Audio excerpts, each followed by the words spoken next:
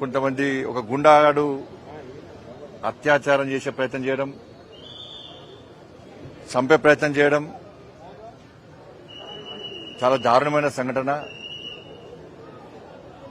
ఆ మహిళను చూడడానికే ఈరోజు నేను ఆదిలాబాద్ ఎంపీ గారు మన నగేష్ గారు, మా విప్, దాంతోపాటు చేవెళ్ల పార్లమెంట్ సభ్యులు విశ్వేశ్వరరెడ్డి గారు, మా మాజీ ఎమ్మెల్సీ రామచంద్రరావు గారు, మా ప్రకాష్ రెడ్డి గారు, జయశ్రీ గారు, మా మహిళా మోర్చా అధ్యక్షురాలు శిల్పారెడ్డి గారు.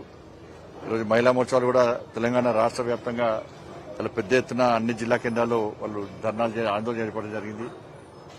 ఆ పేషెంట్ చూసిన తర్వాత చాలా బాధాకరం. నిజంగా ఒక పేద మహిళ, అపం శుభం ఎరని మహిళ,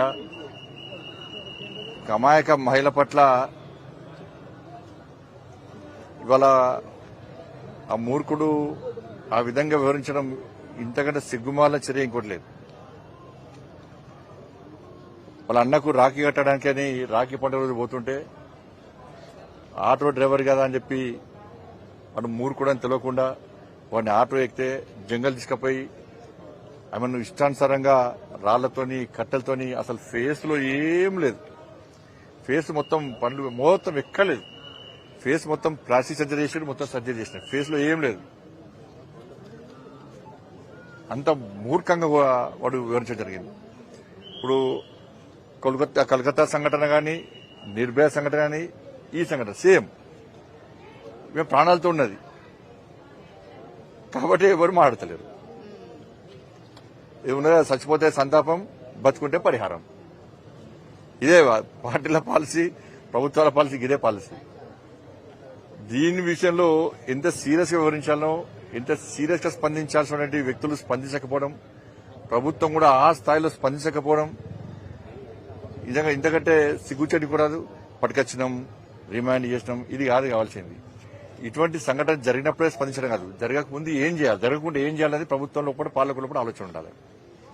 ఇది జరిగింది, నిరసన వ్యక్తం చేస్తున్నారు, ఆ లోపల మళ్ళా రాళ్లేసిండ్రు కొంతమంది మూకలు, మళ్ళీ గొడవలు అయినాయి.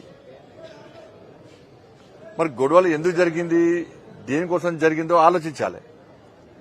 ఇలా ప్రభుత్వం ఏం చేస్తుంది, ఒక వర్గాన్ని సంతృప్తిపరచడానికి హిందువుల మీద లాఠీచార్జ్ చేస్తారు, హిందూ యువకులను అరెస్ట్ చేస్తారు, నాన్ బెయిలబుల్ కేసు పెట్టి రిమాండ్ చేస్తారు. ఇక రాష్ట్ర ప్రభుత్వం చేసేది గదే. దానిలో 2-3 పట్టుకొస్తారు, దీనిలో 50 మంది పట్టుకుంటారు. ఇవన్నీ కూడా రెగ్యులర్ గా కంటిన్యూస్ గా ఎంఐఎం పార్టీ గుండాలందరూ కూడా ఈ అత్యాచారాలు చేస్తున్నారు. ఇప్పుడు నిర్మల్లో సాజిద్ అనే మున్సిపల్ చైర్మన్ మైనర్ బాలిక మీద అత్యాచారం చేసిండు. బేగం బజార్ లో రఫీక్ అనేటువంటి ఎంఐ పార్టీ నాయకుడు మైనర్ మహిళ మీద అత్యాచారం చేసిండు. వాళ్ళ ఎంఐ పార్టీ శాసనసభ్యుని కొడుకు, వక్ఫ్ బోర్డు చైర్మన్ కొడుకు అధికారిక వాహనంలో ఒక మైనర్ బాలిక మీద అత్యాచారం చేసిండు. ఇట్లా చెప్పుకుంటూ పోతే మొత్తం వీళ్లే, వాళ్ళు చేస్తే మేము పడాలి.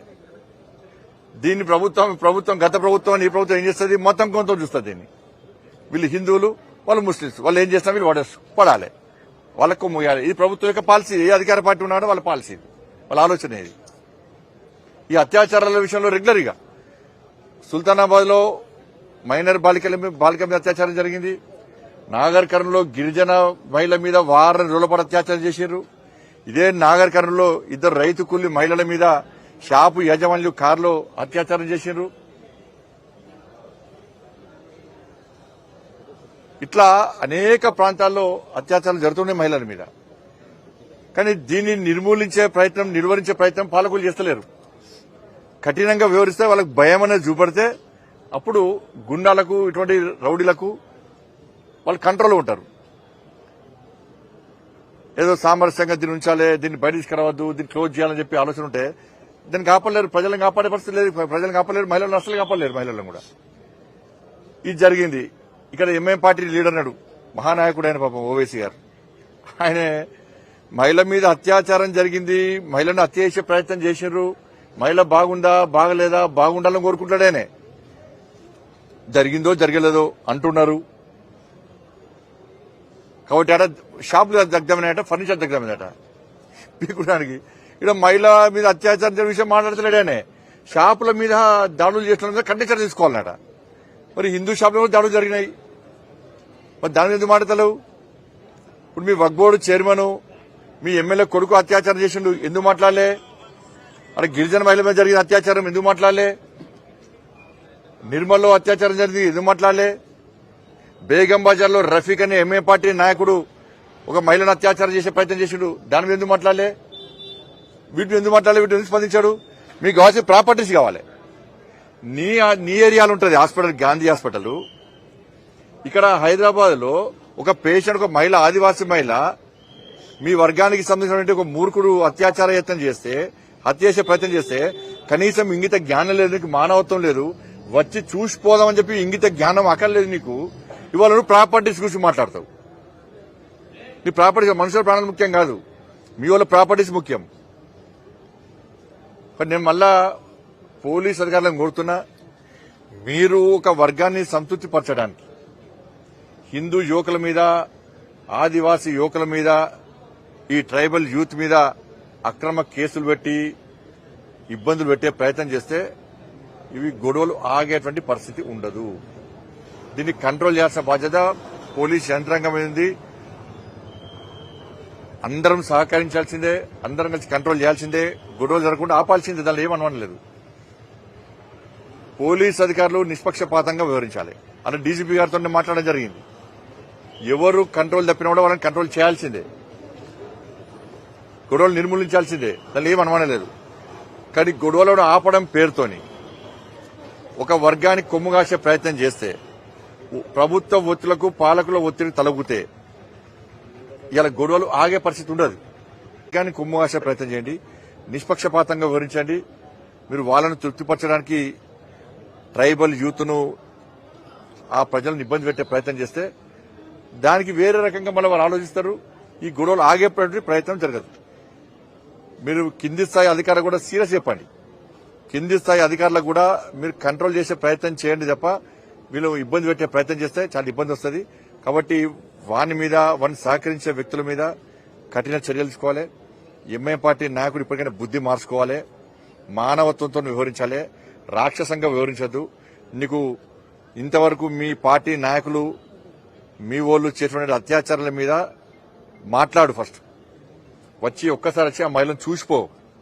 నీకు మానవత్వం ఉంటే నీకు టీవీలు, సోఫాలు, కార్లు, ఇండ్లు ముఖ్యం, మనుషుల ప్రాణాలు ముఖ్యం కాదు. రాక్షసులు కదా మీరు. మీ పార్టీ అటువంటి పార్టీ మీది. కాబట్టి ఇటువంటి ప్రయత్నాలు మంచిది కాదు. కాబట్టి దీని మీద ప్రభుత్వం సీరియస్ వహించాలి. ఏ పార్టీ స్పందించదు. అక్కడక్కడ ఎవరొకరు చిన్న చిన్నగా స్పందిస్తారు. స్పందించాలని స్పందిస్తారు.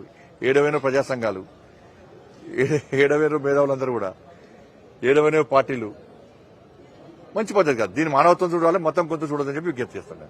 మతం కోణంలో మీరు రాజకీయ లబ్ధి పొందాలనేది చూస్తున్నారు. సీదా కాంట్రోల్ దానిపైన ఇక వాళ్ళ విజ్ఞప్తి వదిలేస్తాం. ఆమె మేము కొట్టామా, కొట్టిపించినామా? మీ ప్రభుత్వమే కాపాడండి. ఈ ప్రభుత్వం సీరియస్ తీసుకుంటే ఇవాళ ఎందుకైతే జరుగుతాయి ఇవి? మేము మతం కొంత చూస్తామా? నేను హోమ్ మినిస్టర్గా చూడడానికి వచ్చిన. మరి మీరు వాళ్ళు దేనికోసం వచ్చారు? ఏం చేయడానికి వచ్చారు వాళ్ళు? ఎందుకు కంట్రోల్ చేయలేకపోతున్నారు?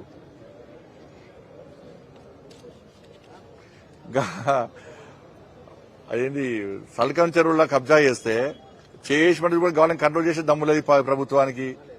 సల్కం చెరువు మొత్తం కబ్జా చేసి బిల్డింగ్ కడితే కానీ నోటీస్ ఇచ్చి చదువుకుంటారు.